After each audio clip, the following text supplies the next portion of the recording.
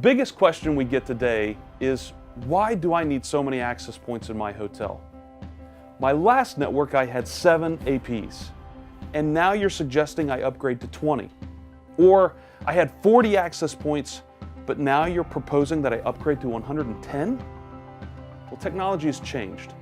Devices are smaller and designed to maximize battery usage. Manufacturers do this by using smaller components and lowering the power to the antennas. 10 years ago, we were able to install 1 access point for every 8 to 10 rooms. Now, it's 1 for every 4.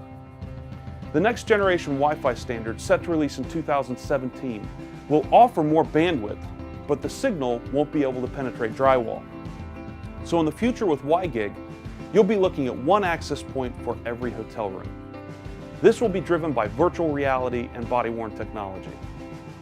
We, the service provider and the hotel, can only control 50% of the network.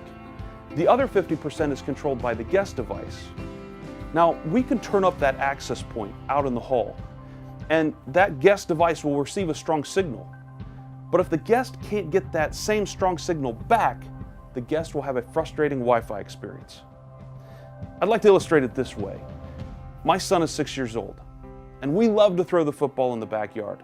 Now, I can throw that football 40 yards, and he can catch it on the fly. But when he turns around and tries to throw that same football back, he can only throw it maybe 10 yards. He's smaller and not as strong.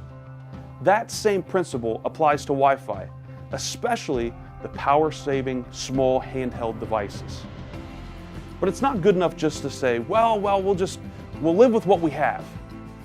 With more and more mobile devices being used by guests, as well as other changes in usage, your old Wi-Fi network kind of becomes like that phone that you had for 3 years. It's time for an upgrade. To understand more, check out our videos on how 2.4 and 5 GHz networks are different and why it helps to put APs in the rooms.